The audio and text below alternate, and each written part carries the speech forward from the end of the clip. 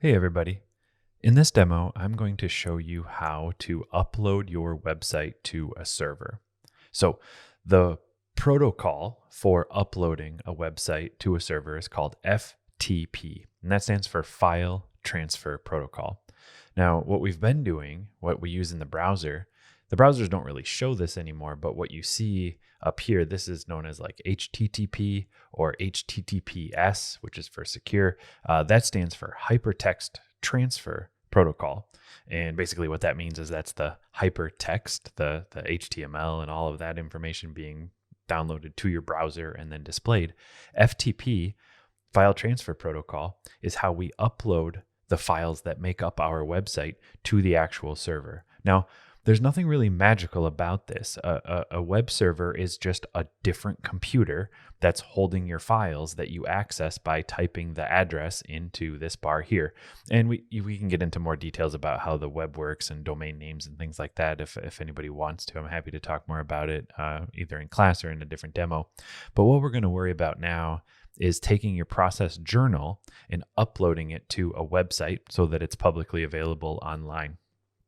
So where we're going to upload it to is this website, which is isugd.com.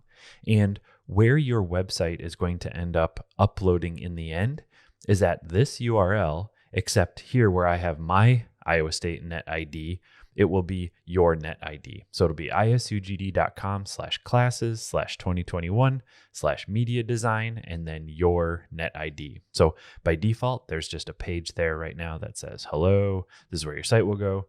That's just so that there's something to show instead of a forbidden error.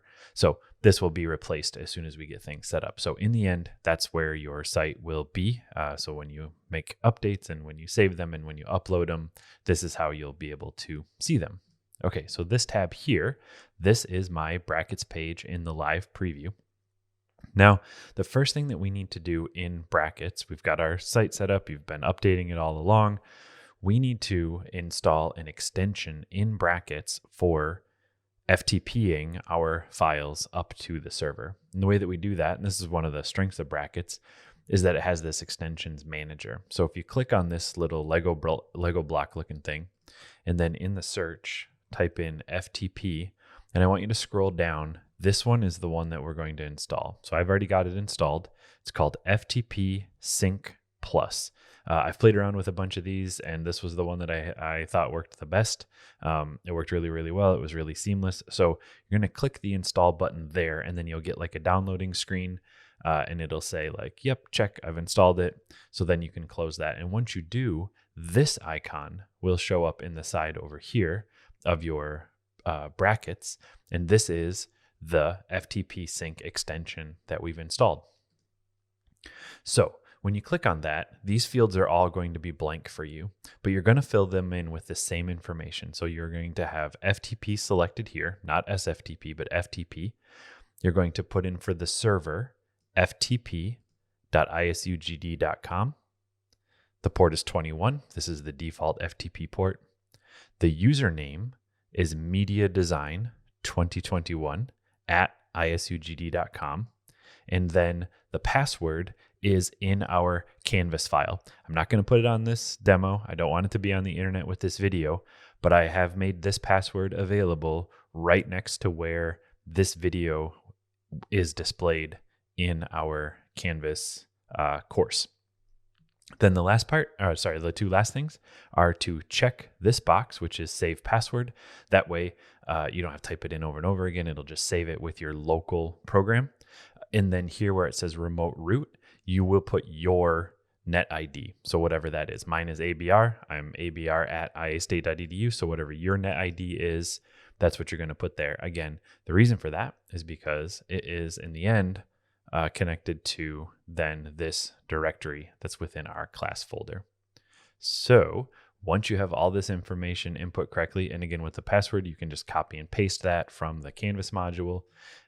When you then hit upload, you will see it says connecting, and then here you can watch as it uploads and creates all the folders and the files that it needs to on the web server. And we'll just let that go for a moment.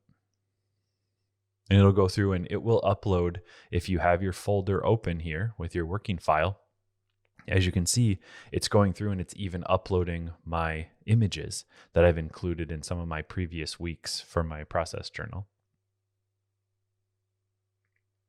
So once that's done uploading, all those files are now online. So here, this is where I'm looking at my local version. So when I'm working and saving, I can see it here. But now if I go back to my URL, isugd.com/classes/2021/media design/my net ID, once I refresh this, the old default index.html that I put there for everybody is now replaced with your site. So if you got all of your linkages correct, if everything is correctly linked and relational, you can now go through and you can look at all of your updates. So here was my week 2 updates where we looked at embedding media. So you can see those media embeds still work. Week 3, I think, was where we started including images. So I can see here, yep, the images are loading, and I can see that they are loading from the server. If these were still linked from my local computer, none of this would be working. And then I should also be able to go to week 8. And if I turn on the developer tools, even on the live website, I can still double check and confirm that my site is working well with my responsiveness. So you can see there, like responsive. Yep. Cool. So this is available live online.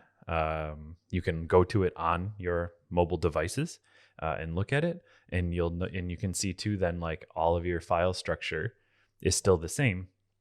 And hopefully this helps make it clear that the file structure, the directory structure, the folder structure that we've been setting up, where we have like week 1, week 2, week 3 all next to each other here, that is what becomes the URL structure.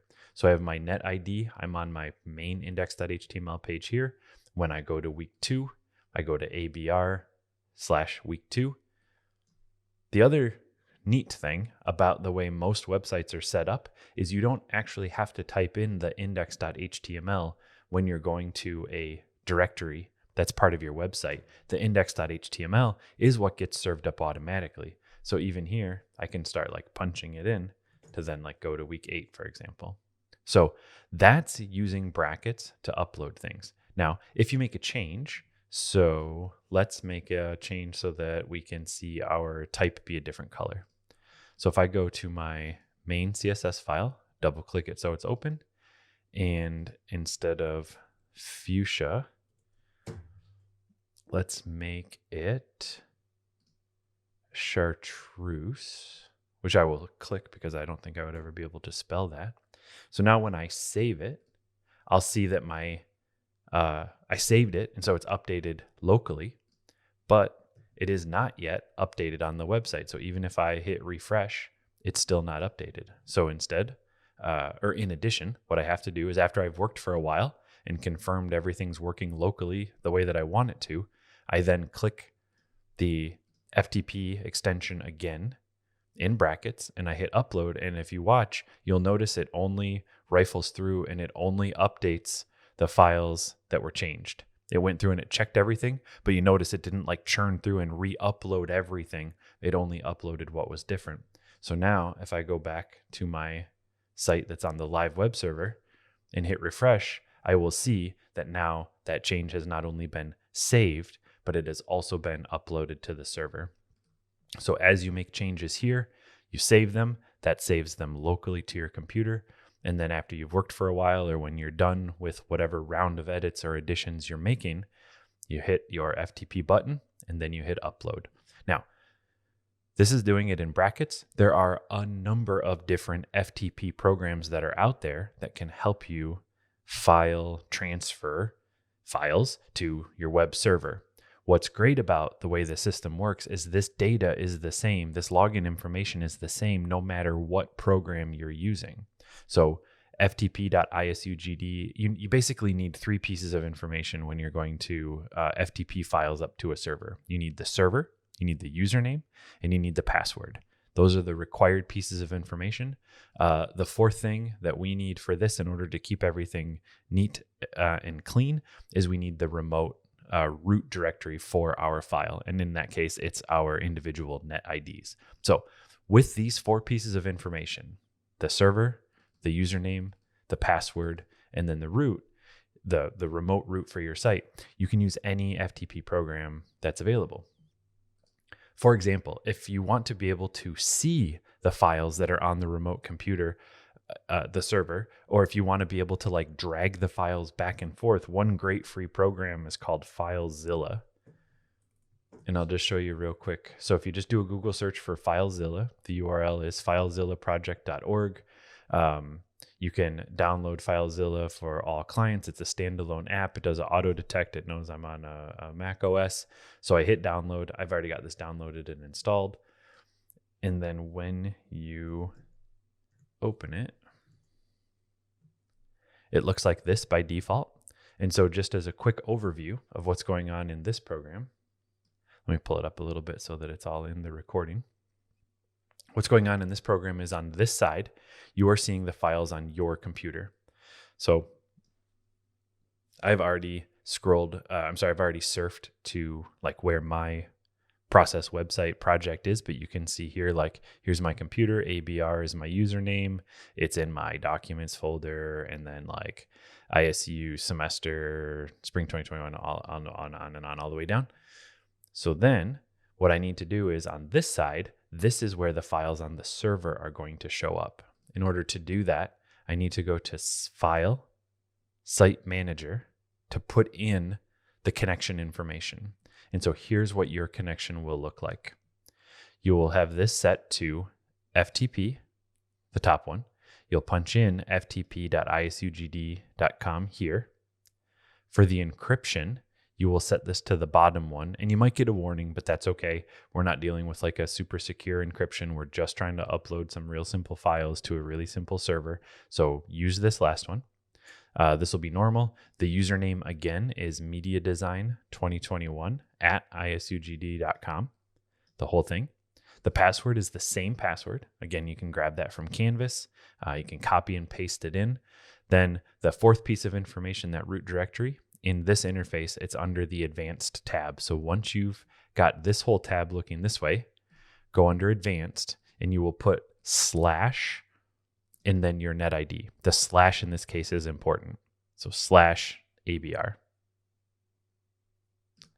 So just real quick again, so that you can see it in case you need to pause and enter it in. ftp.isugd.com, standard FTP. Put it to this, use only plain FTP. The username, mediadesign2021@isugd.com. Password is our class password in Canvas. And then again in advanced / your net ID. So once you have all that in, hit connect.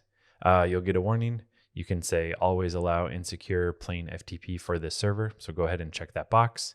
Hit OK. You'll notice some technical codery stuff up here that always makes me feel like a hacker every time it comes up.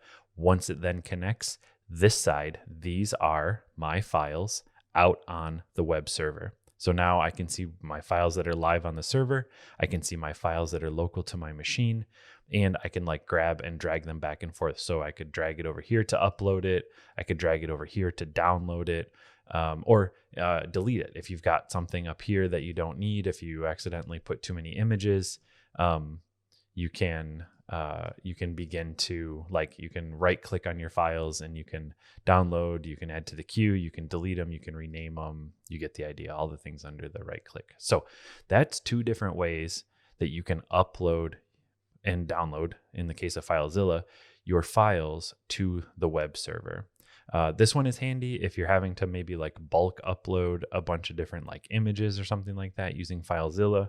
But for the most part, working in brackets and utilizing this FTP feature after you've made edits and changes is a really, really slick way to work. And then your website is up there. It's live on the web. You can send links to people. You can add more things.